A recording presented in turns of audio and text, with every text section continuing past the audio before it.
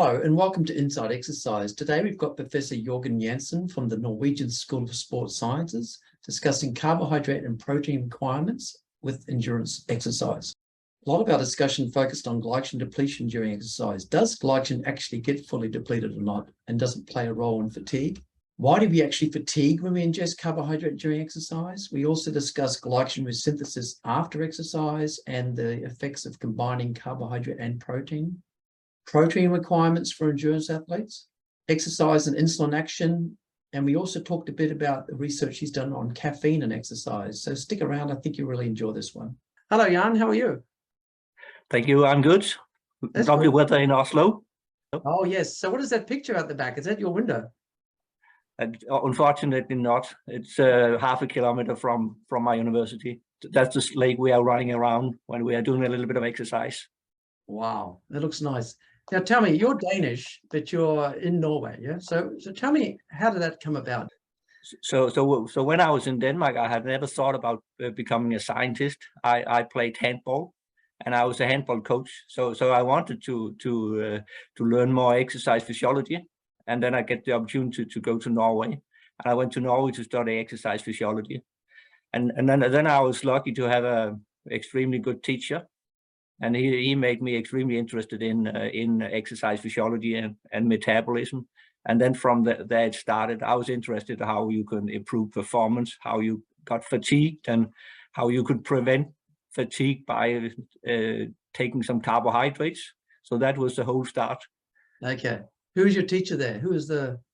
So he passed away a couple of years ago. He was a teacher, Professor Hans Dahl.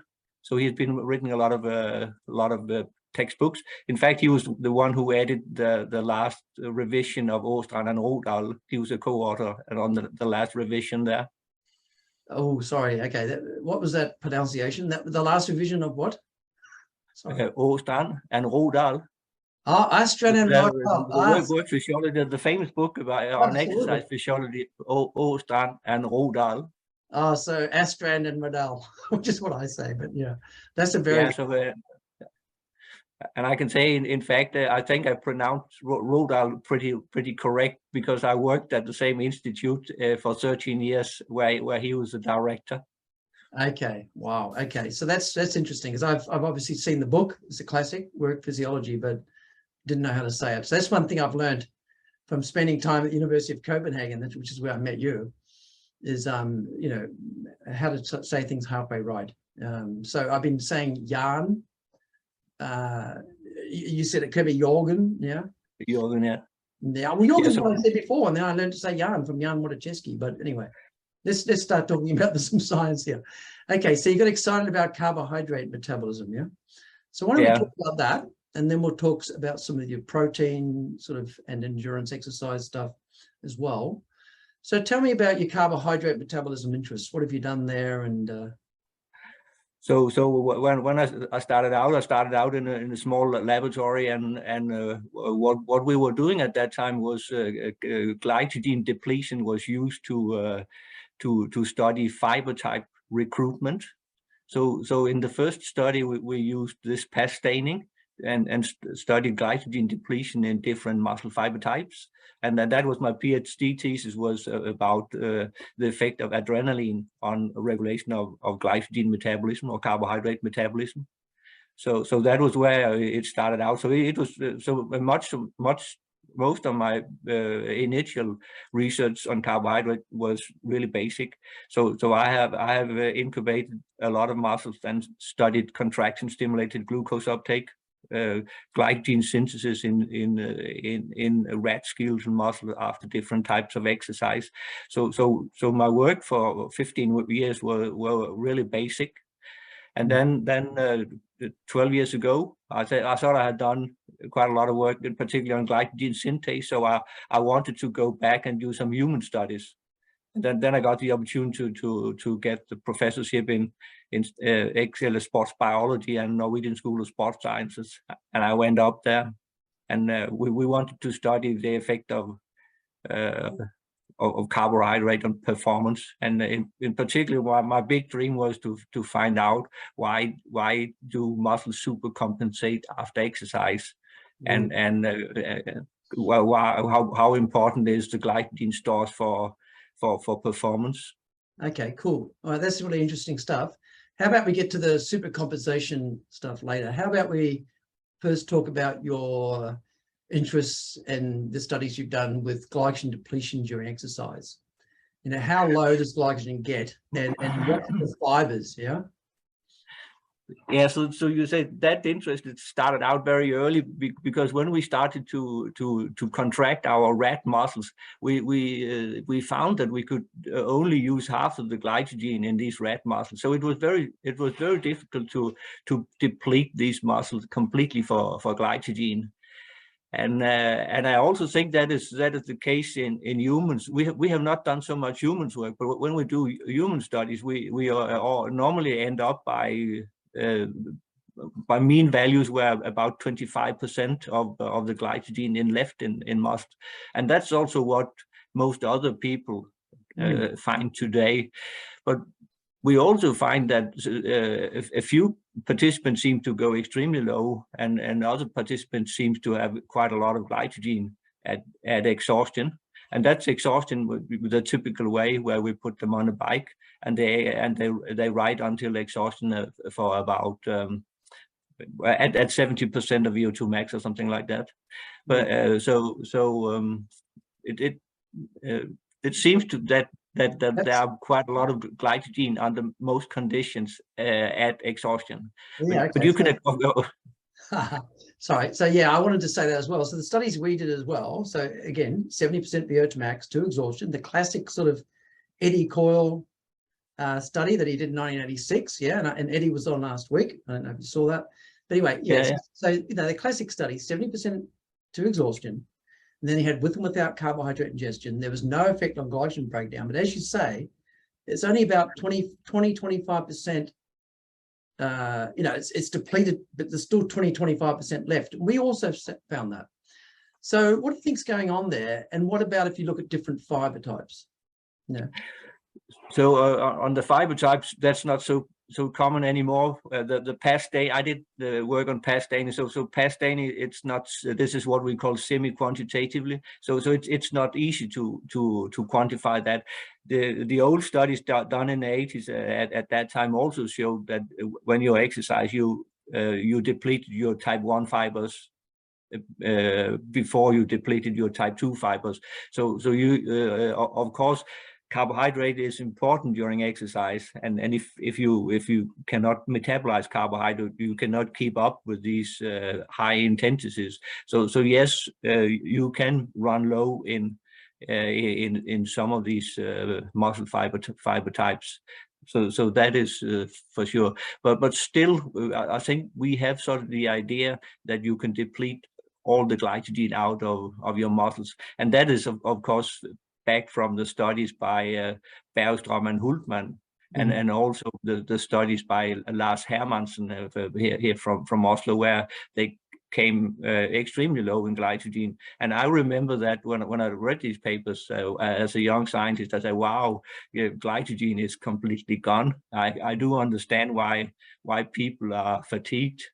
But when we started to do research ourselves, that was not completely the same data we found, and the paper by Coyle and where Ivy is a co-author, that is a wonderful study, and also the like you find that you have about 25% left, so that is. Right, so just to clarify there, so with the PAS stainings, this is periodic acid shift staining, and I've done that. When I was at Ball State, we did hours and hours of that. So just so people know, so you do the cross sections of the muscle, so people are familiar with that. You can see the slow and the fast twitch fibers. So you do those cross sections, but then you also do a cross section. You stain it with this PAS stain, and you can see if it's like dark pink. There's a lot of it's light pink. So you shine it through, and you go, okay, this is a slow fiber, and then you say how pink is it? This is a fast fiber, how pink is it? And you do it, it takes hours, yeah? Now you're saying that's semi-quantitative. Now nowadays people do, they get the single fibers and they chop them in half and they stain, they one half, they work out the fiber type, the other half they measure the glycogen, they put all the type 1s together, all the type 2s together. Now just clarify, what do they find? Do they show that the type 1s are depleted at the end of such a protocol, or not? That is demanding work, and Eva Jansson did that long time ago. But they are not completely depleted when they measure glycogen biochemically in single fibers. So that is the I think their data is quite similar to what we find when we do our just biochemical analysis, but they do find that that you use more glycogen in type 1 fibers than in type 2 fibers. It goes a little bit lower, and it is normally a little bit higher in type 2 fibers. Yeah, so that is they support the theory that type 1 fibers are recruited first, but you don't run completely out of glycogen in these muscles. And one of the thing I read these old paper by Bergstrom and Hultman, and Hultman claim in his or explain in the first page in his thesis that he is only studying acid soluble glycogen. Yes. And I think most people don't go back to do that. And he had his procedure was he first precipitated after he homogenized in distilled water, he precipitated in acid, and then a little some glycogen may go down with the muscle proteins. And the next thing he was that he precipitated a supernatant with ethanol. And that's not pretty straightforward if you have a low glycogen content. So I think some of these studies that he can have lost some glycogen, and that should be tested. But anyway, I think there are many studies like from you and John Ivey at Coyle. We have done that, and there are many more studies that show that you have about 25% left glycogen left at exhaustion. Okay, to summarize then, so are you saying that muscle glycogen, because as you say, when we first start off studying this stuff, we think it's simple. Yeah, you do prolonged exercise, your glycogen gets down to nothing, and you fatigue. You're saying you don't think that's the case. So to my knowledge, there is no mechanistic link between the glycogen content and fatigue, and that is what people have been searching for many years. So until we find that link, I'll be very skeptical. But I think the people that have quite a lot of glycogen in their muscles at fatigue, they are still as fatigued as the people who run very low on glycogen. So what we see is that a few people go very low on glycogen, but most people, they have sort of what I would say plenty of glycogen, and we still lack that mechanistic link between glycogen and fatigue. So what about localization of the glycogen? So, we're talking about glycogen like it's just in one spot, but it's actually, there's some next to the mitochondria, there's some, that's true. Yeah, so depleted in specific area. I'm not trying to, this is not my hobby horse. I'm just trying to be the devil's advocate here. Do you think it might be depleted next to the SR, or something like that? So glycogen has also been studied with electron microscopy for many years, and at the moment the best work is done in Denmark with Joachim Nielsen and Niels Ørtenblad. So the problem on this is it is extremely work demanding. And when they're going to count glycogen particles in their fibers, they have a hard time to do a lot of fibers, but they are the one who do the best work in that area. So what you say about glycogen at the sarcoplasmic reticulum, and that is really an interesting topic, because there is one protein, they call it RGL, which attach glycogen to the sarcoplasmatic reticulum. So you could say this could be sort of a link between fatigue and glycogen depletion. But unfortunately, Niels, the Danish group, I think they find more depletion in the intermyofibrillar glycogen than in the SR protein. So, but that could be a potential mechanism. But I think that I don't think that has been shown. And again, I'll come up with quite a lot of people. They have a lot of glycogen when they are fatigued. But I cannot come up with another mechanism to explain fatigue. We're saying that low glycogen may not be causing fatigue, although it's obviously important. It may not be the cause of fatigue. But you've done other studies looking at low glycogen as well, right? What have you done there? So when when I started out to study glycogen, we did all our we just wanted to find out, does glycogen content have an effect of glucose independent of exercise? So what we did was that we manipulated the glycogen content in rat muscles by some fasting and refeeding protocols.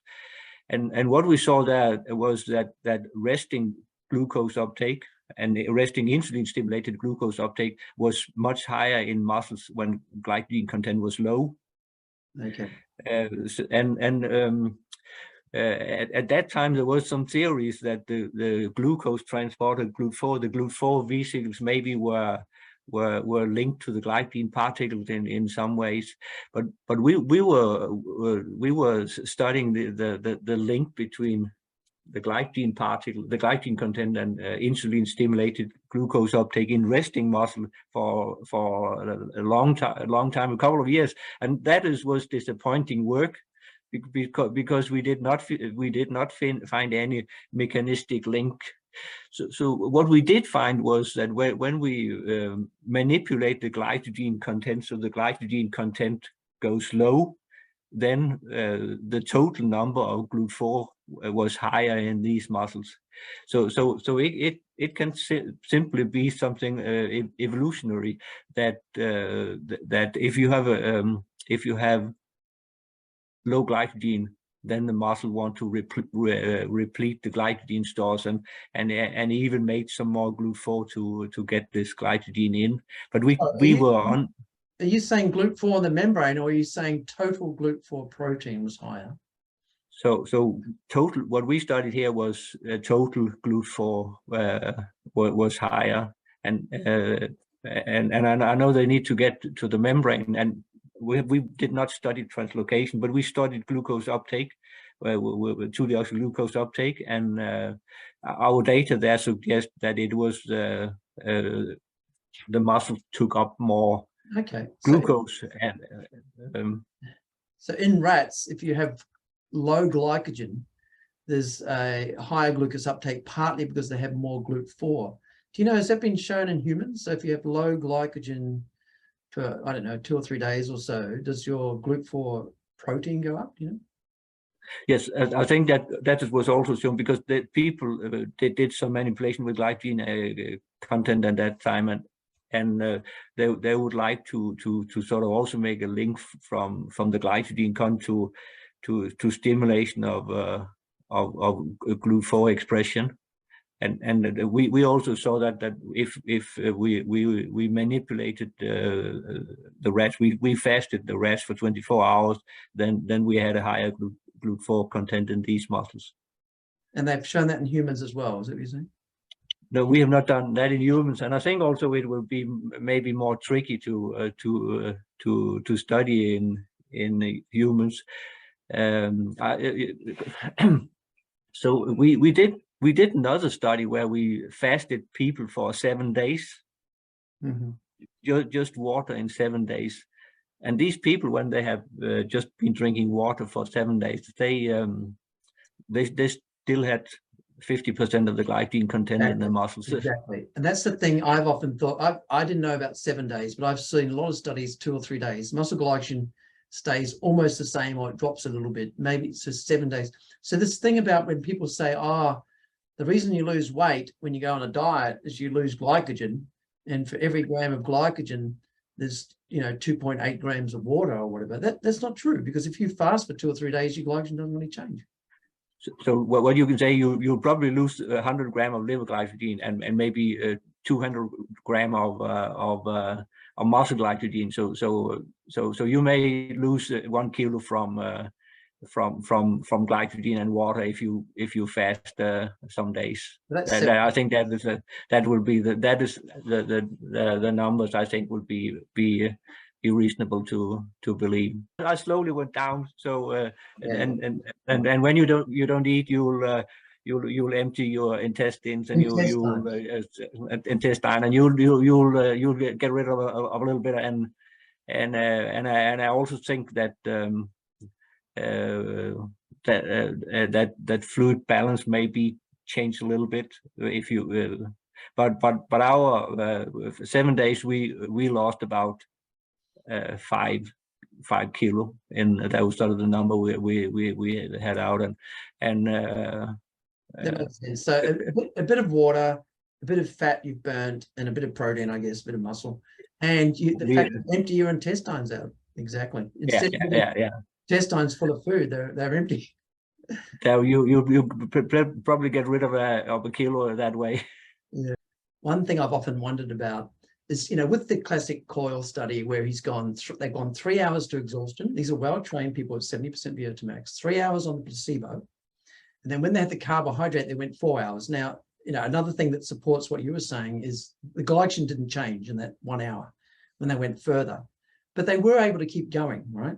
So there's something about carbohydrate availability, which is definitely enabling them to keep going. So they maintained their carbohydrate oxidation. We showed you had a higher glucose uptake in the muscle, and they kept going. So carbohydrate availability is actually obviously important for prolonged exercise. But then why do they fatigue? That's a good question, because they do fatigue, and they still in most cases they still have if you drink the carbohydrate, they will be able to maintain their their blood glucose or plasma glucose normal, but they do get fatigued, and even though the glycogen content does not go lower, that's for sure. If you ride that intensity, you will go fatigued. So it's very interesting, because we tried to look at that as well. So if you do like a biopsy straight before they fatigue and straight after, you can't really see massive changes in energy, like IMP and ATP and ADP and creatine phosphate. There's not like a sudden change. So is it the brain? I know you're not a brain guy, although you did have a paper with brain glucose. Why aren't they? They got normal glucose.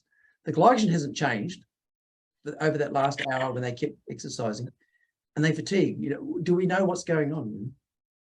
Yeah, so I do have a friend in Slovenia, Robert Soros, who's working on astrocytes in the brain, and the astrocytes in the brain they do contain glycogen, and there are some theories that the astrocytes can be depleted for glycogen, but I don't think that's not well documented, and again, the glycogen content in the brain is not high, and you have to really be careful when you kill your animals and measure the glycogen content, because most of the glycogen is gone very rapidly.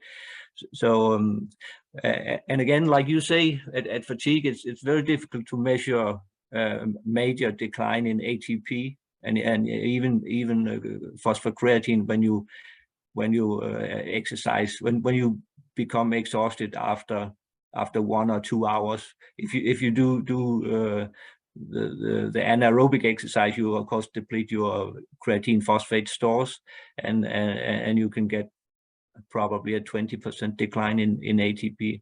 So then there must be a protective mechanism that say stop before that.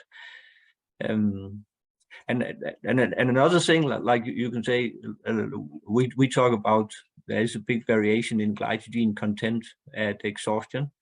It is also a big variation in glycogen content in most people. If you bring people in, there are quite a big variation. And one thing we mostly find, if we do training intervention, then it will crawl up a little bit, but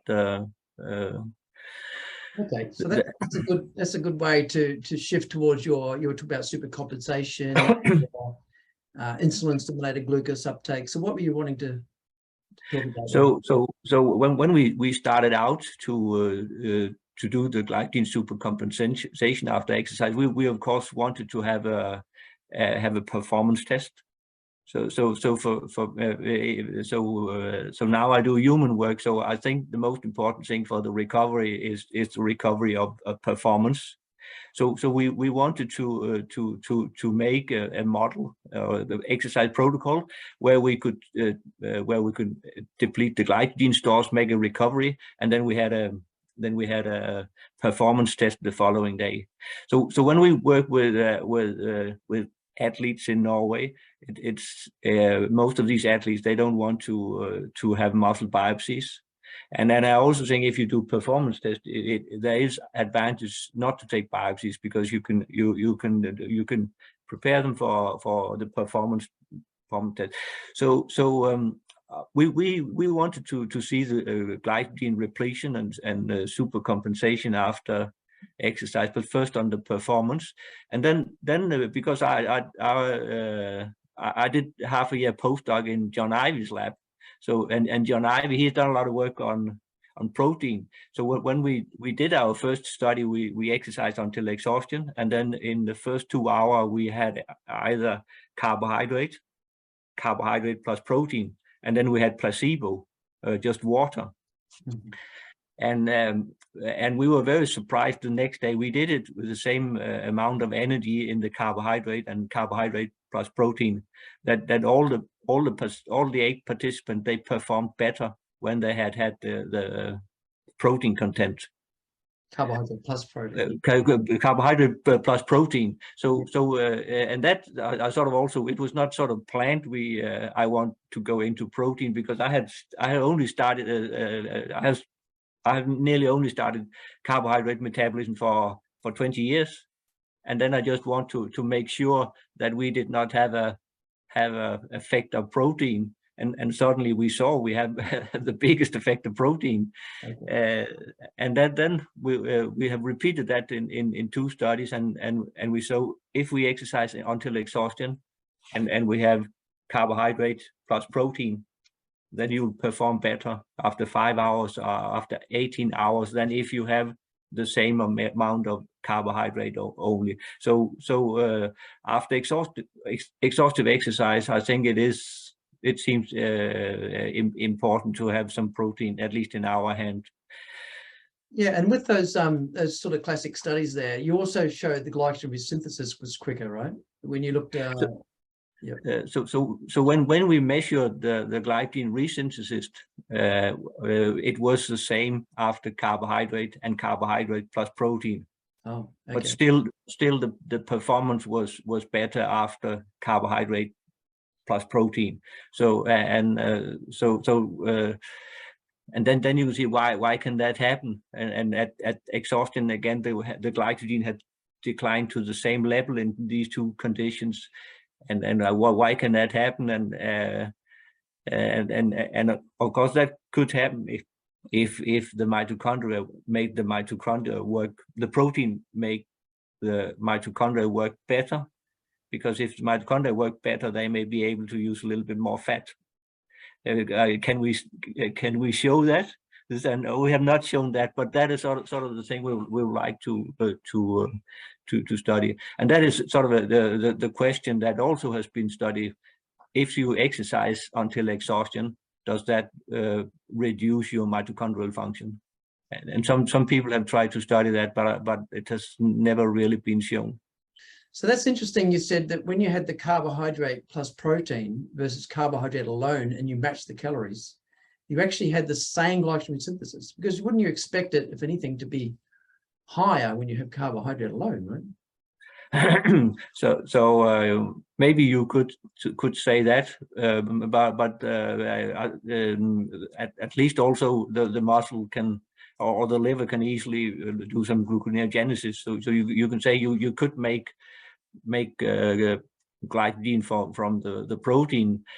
You can also say that if we take really high amount of carbohydrates, then you'll meet the maximal rate of glycogen synthesis. And then you say when you take the carbohydrate plus protein, even though you have a little bit less carbohydrate, you you still tend to have a little bit higher insulin concentration, which again will also boost the yes. glycogen synthesis. But of course, if you are an athlete, you will not try to make a isocaloric condition.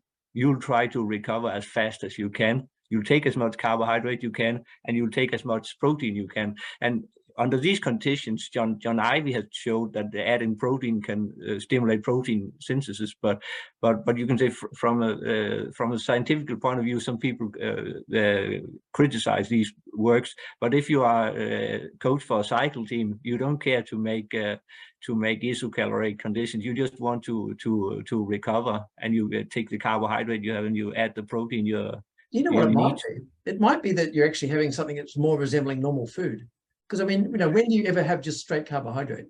And indeed, Michelle Keski here at Deakin University has been showing that if you do like an oral glucose tolerance test, which is just like a straight glucose, it actually messes up your muscle blood flow. So, and then if you do a meal test, it increases your muscle blood flow. So I started wondering there if maybe what we get with straight carbohydrate is not sort of relevant, because, we're designed to eat food, right? Which is going to be a combination of things. I think you'll need both. And I know after there was a period where it was just carbohydrate, and a lot of bike riders also in Norway, they just the more carbohydrate they consume, the better. However, they did probably not think about when they were riding 6 hours, most of the or at least half the energy was from fat. And you also need to have fat. So if you're going to make all the fat yourself from the carbohydrate you use, that might not be the best way to recover. So yes, I think if you are an athlete, you come home, you'll need the protein, you'll need the carbohydrate, but you'll also need the fat. So you use a lot of fat during these long rides, and you need that in the long run. Okay, I guess what I'm getting at is rather than people, I had a participant once that came in, and he was getting something like 40% of his caloric intake from carbohydrate drinks, because he was just having carbohydrate drinks before the exercise, carbohydrate drinks during the exercise, carbohydrate drinks after the exercise. What I was trying to get at there is, if you're saying that athletes that have done depleting exercise, they need carbohydrate, protein, and fat, then why not just eat food? Make sure you've got enough carbohydrate, enough protein, but rather than just all these separate drinks and powders and whatever, just eat food. I think if you're a bike rider and you're riding your bike for 5 or 6 hours, I think maybe carbohydrate, you'll use a lot of carbohydrate, and you'll get a lot of calories then. So and I also know quite a few bike riders, when they come home after these rides, they do take protein, and you can say that could also sort of be the protein that they did not take during the bike riding. Because if they're just taking a lot of energy as pure carbohydrate, then you see the rest of the day you may also need more protein than the other. But like you say, I think it would be good. You come home and you could drink a mixture of carbohydrate and protein, and then try to get some food as fast as possible, because you'll need much more than carbohydrate and protein to recover, and you'll also need energy from fat. If you're riding a bike in Tour de France and you use 7,000-8,000 calories, you cannot get all that energy unless you eat fat. It's a pretty extreme situation. That I think you're not just going to eat normal food either. So they do all sorts of things, but let's not go into that too much.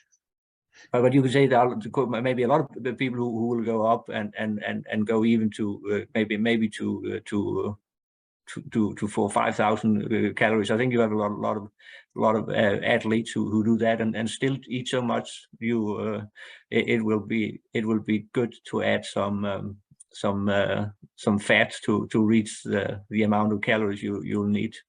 Mm-hmm. And that is of course from normal food. So how about we just think a little bit more about you talked about the glycogen supercompensation after exercise. So I know the way I actually met you was with your collaborations with Jan Wojciechowski at the University of Copenhagen while I was doing the sabbaticals and things. So tell me, why don't you tell us a little bit about that? So, he's done some interesting work lately. I think you're involved where you do like one-legged exercise and you rest the other one, and they're finding supercompensation. Yeah. So yes, that is the and I'm not the only one who has the question, the interest of these supercompensation. Jørgen Jensen in Copenhagen, he had that, and he did one study where we published that some years ago, where we tried to do the supercompensation, and we did get some supercompensation with the one-legged exercise, but we did not double the glycogen content as Bergström and Hultmann did.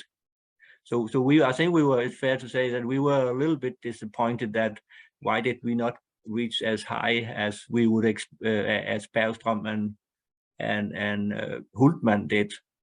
And then lately also from Odense, Joachim Nielsen and Niels Ørtenblad, they did also a study where they tried to repeat Bergström's paper with supercompensation, and they did neither reach the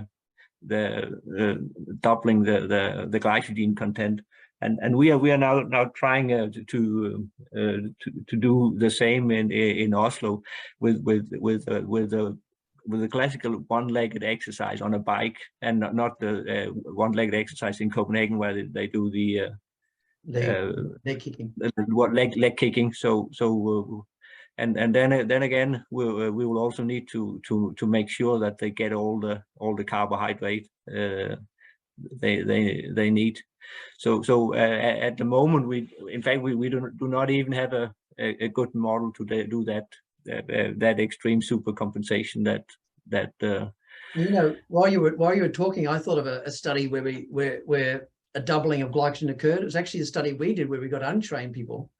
We trained them for 10 days. It was the Glycogen sort of model where he got untrained, trained them for 10 days, looked at glucose uptake during exercise. And we actually found with those, they got a doubling. So these untrained people, after just 10 days of training, and then the last bout was Friday, and then we got them in on Monday, and we gave them like a high carbohydrate diet over the weekend. They came in, they were literally double. They were like 50 dry weight before training and 900 after. But that's different because you've got the training, which increases glycogen, and you've got the carbohydrate. Because if you tell the trained people in, they will sort of end up in maybe 600-700, and then when you do the supercompensation on top of that, then you'll end up in the 900. So Bergström and Hultmann, they were the subject themselves, and they may not have been as well trained as the athletes we bring in for one-legged exercise. And the other thing, I guess, these untrained people, we trained them the crap out of them really hard for 10 days, and then nothing for 72 hours with high carbohydrate. So it's almost a perfect design where the muscle's trying to adapt. It's like, hang on, are we training or not training? and then you're resting and you're supercompensating. Yeah. So that's interesting. Now, I was just wondering about the supercompensation because, you've done work, looking at glycogen synthase. And as we know, when you deplete, the glycogen synthase is activated because it wants to store glycogen. And then when you start to eat, it starts to down-regulate. So I'm wondering, how does that supercompensation even occur? Because I imagine the glycogen synthase is activated. And then when the glycogen is back to the normal level, it goes back to normal levels. So I think glycogen synthase, that's where I've done most of my work on regulation of glycogen synthase activity, and that is correct. That when you exercise, you activate glycogen synthase, and you also activate glycogen synthase from by just fasting or reducing glycogen content. So glycogen has a feedback mechanism on glycogen synthase. So at one stage, the muscle will just adapt to the glycogen content.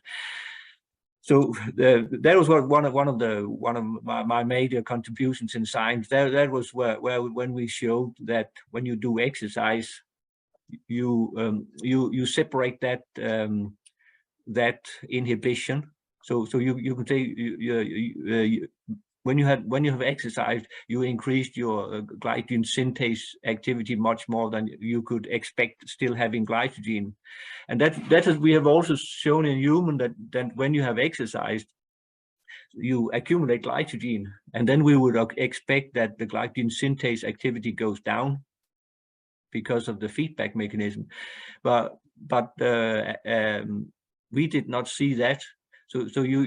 So what we can say here is that exercise seems to activate glycogen synthase in a way, so you don't get the normal feedback inhibition.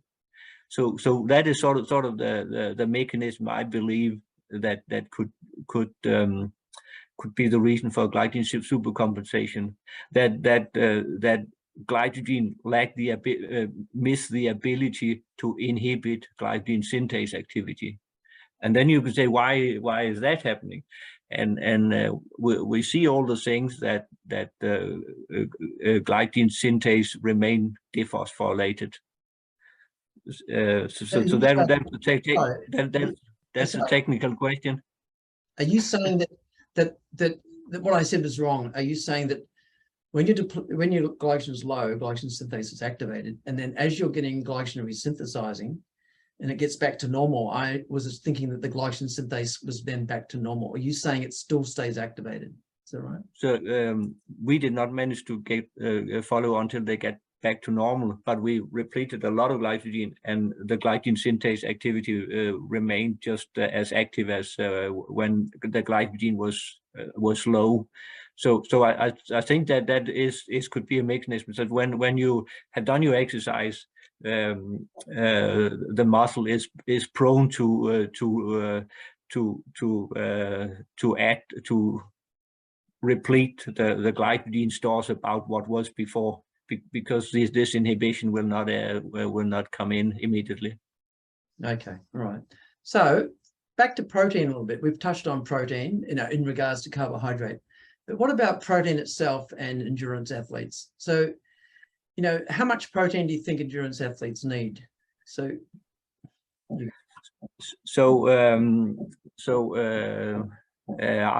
if I just say a number, I think if you are an endurance athlete, I would recommend something 1.8 to 2 gram of protein per kilo body weight per day.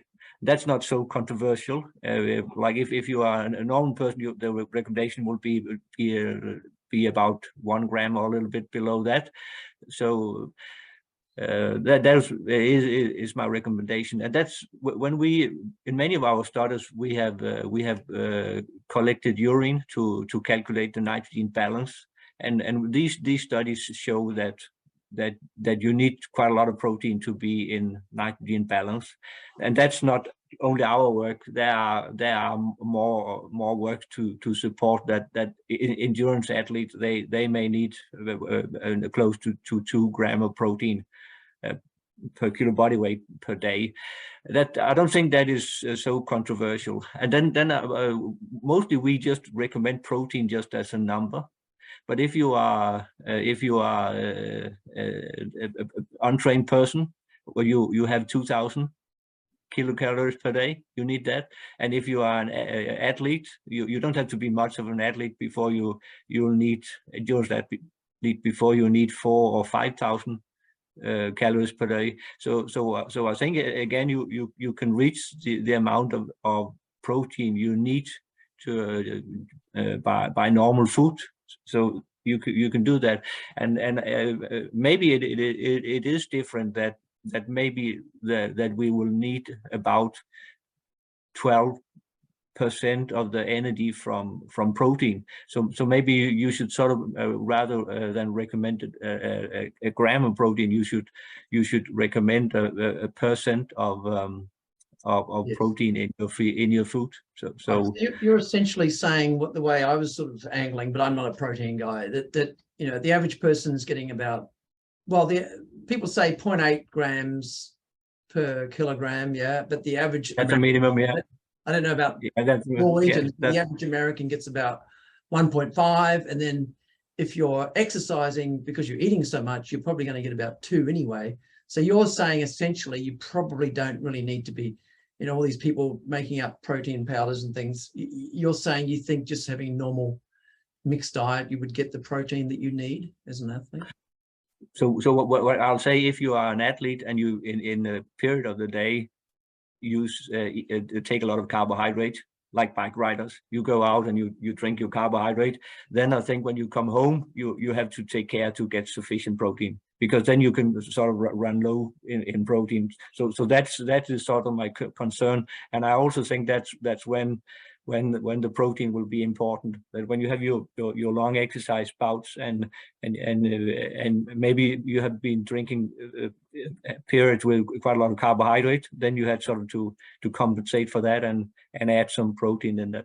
So timing is important, and depending on what you've done. If you've done a long ride, sure, but if you've just done a 1 hour exercise bout, then would you say maybe not as important? Or I think I'm angling that I think there's so much focus on, let's make up carbohydrate drinks, let's make up protein drinks, let's go and get shakes, let's go and get high protein. Most people can just have normal mixed diet. Would you agree with that or not? Yes, I'll agree about that. And then I'll also say, if you are an elite athlete and you're riding a lot, then you'll have to take care about your protein intake too. So we agree about that, Glenn. The protein story has sort of been controversial for hundreds of years and more. It is difficult to study, and we are trying to do that now. So it's not easy sort of to get our hand on that. So when we have seen effect of adding protein to our carbohydrate drink, that has been studies where we exercised people until exhaustion. Mm-hmm. So, and we also know if you exercise people until exhaustion and you don't get some food, then your body will degrade protein to some degree. And we have also seen that in our studies, if we exercise until exhaustion and we give them just placebo, then we will see that the nitrogen excretion will increase because of protein degradation. If you add carbohydrate, you'll to some degree prevent degradation. And if you then add the protein on top of that, then you may be able to stimulate protein synthesis. So in these studies where we studied protein after exhaustive exercise, we found a positive effect on performance. And then we also know that most people, they do not go out and exercise until exhaustion. They may go out and exercise 1 hour or 1.5 hours. You can do tough exercise. And we did one of these studies, and then we also added protein after this bout of exercise, and we did not see any effect on performance afterwards. So I think the the situations where we see effect of protein, that is when you have extremely hard exercise. Okay. And again, that's what we have seen. But again, if they say, will that show that if you do such exercise, you stimulate protein degradation? But that is also difficult to measure.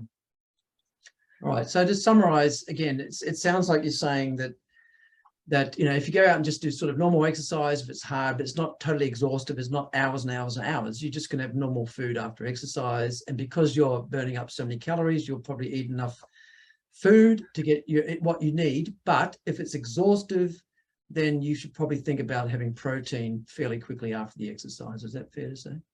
And I'll also say that if you are exercising and you want to recover fast, then it will also, you could say that the time window that it will probably be important to get something relatively fast, that and not wait 2 hours until you get your normal dinner. And under that condition, it might also be useful to supplement with some carbohydrate and protein immediately after exercise.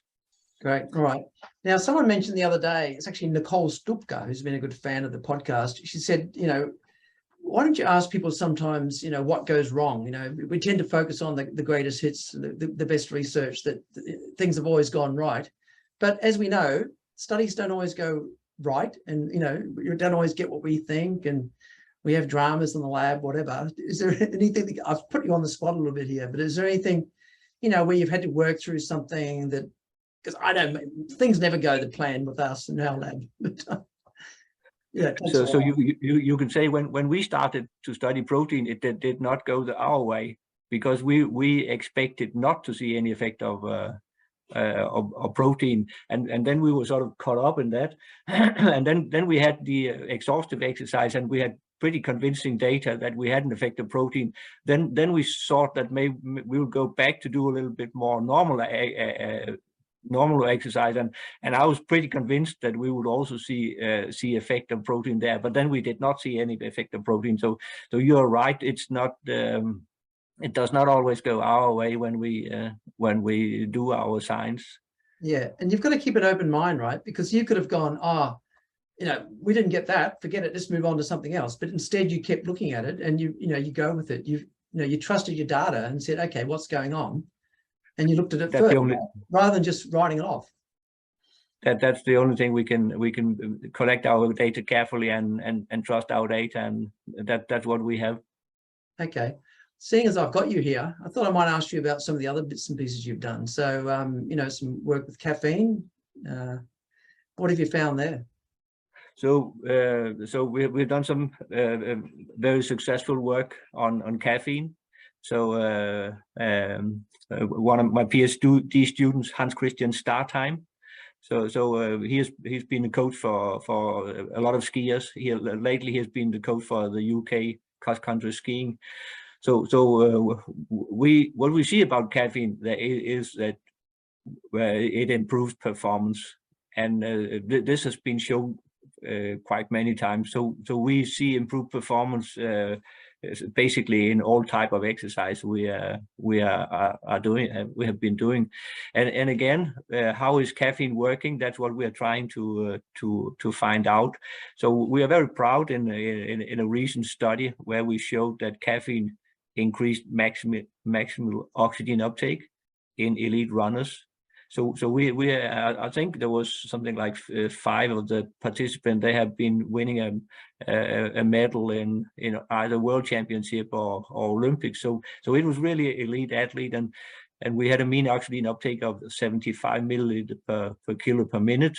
But we saw that that we could increase that maximal oxygen uptake increased by 1.2%. We had 25 participants. So I think that is a mechanism you can increase your maximal oxygen uptake. But why are you increasing your maximal oxygen uptake? And is that the brain?